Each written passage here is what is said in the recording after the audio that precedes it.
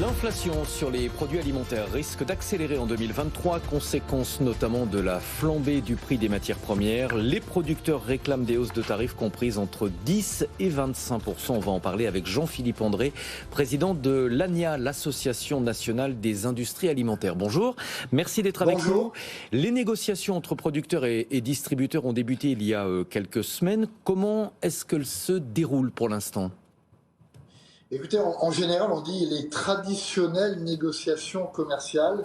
Et je crois que cette année, le mot traditionnel n'est absolument pas à utiliser parce que, alors ça fait des mois et des mois qu'on en parle avec vous sur votre plateau, sur le contexte très particulier. Donc le contexte est complètement différent.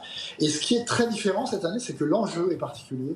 C'est-à-dire que les sommes en jeu, et donc les effets sur les sociétés, si les négociations se fonctionnent pas bien, sont absolument graves. Je vais juste vous donner un exemple, juste pour fixer l'idée. Quand vous êtes une PME, 200 millions de chiffre d'affaires, jusqu'à présent vous aviez 15 millions de chiffre d'affaires par mois. Dans l'ancien temps, j'aurais envie de dire, c'est-à-dire que l'ancien temps, c'est jamais qu'il y a un an. Quand vous négociez pour 1% d'augmentation, l'enjeu c'était 150 000 euros.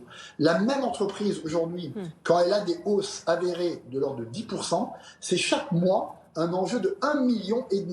Et donc, la crainte absolue en ce moment est de dire il faut faire vite parce que ces négociations ont un impact direct plus qu'avant sur les trésoreries des entreprises et donc sur ma capacité à moi, chef d'entreprise, à passer les prochains mois. C'est ça le gros enjeu et la caractéristique de ces négociations. L'enjeu est aussi et surtout, comme à chaque négociation commerciale, Jean-Philippe André, de savoir qui va payer. Est-ce que ce sont les industriels, la grande distribution ou le consommateur final ? Qu'est-ce que ça va donner cette fois, cette situation inédite ?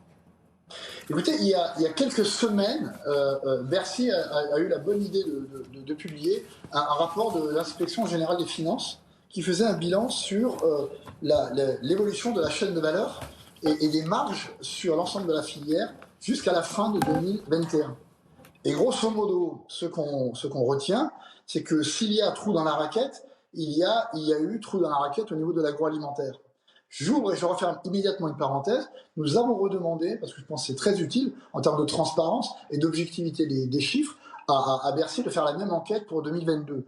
Donc, pour répondre à votre question, je crois que on ne peut pas raisonner sur les négociations sans avoir derrière, en point de mire, tout l'enjeu du maintien du tissu industriel et notamment de la première industrie de France. Donc si on veut vraiment que ça se passe bien et qu'on essaie d'alimenter ce grand dossier national qu'est la réindustrialisation, encore faut-il que les sociétés puissent passer dans leurs tarifs simplement la réalité des coûts. Et je dis juste la réalité, rien de moins et rien de plus.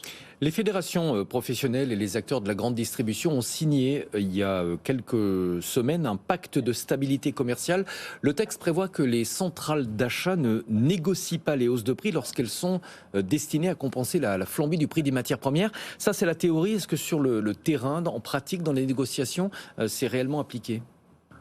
Alors, d'abord, premier point, l'ANIA que je représente aujourd'hui, mais d'autres fédérations n'ont pas signé cette charte. Et j'ai essayé de vous expliquer pourquoi. D'abord, on se félicite, on est les premiers à dire que le tissu industriel de l'agroalimentaire, de l'ensemble de la filière, c'est à peu près 17 000 entreprises.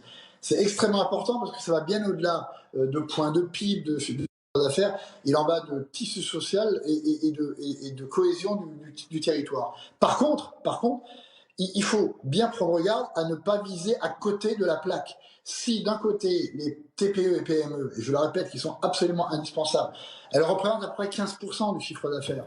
Donc, notre inquiétude, c'est que va-t-il se passer avec notamment les ETI, puisque on entend ces derniers mois, notamment des ministres, il faut absolument, à l'instar de ce qui se passe à l'étranger, renforcer nos ETI. Que va-t-il se passer avec ces ETI et aussi les grandes entreprises dont on a besoin si le facteur énergétique n'est pas pris en compte? Donc d'un côté, c'est bien de le prendre en compte pour les PME et TPE, d'un autre côté, on laisse de côté 85% du chiffre d'affaires.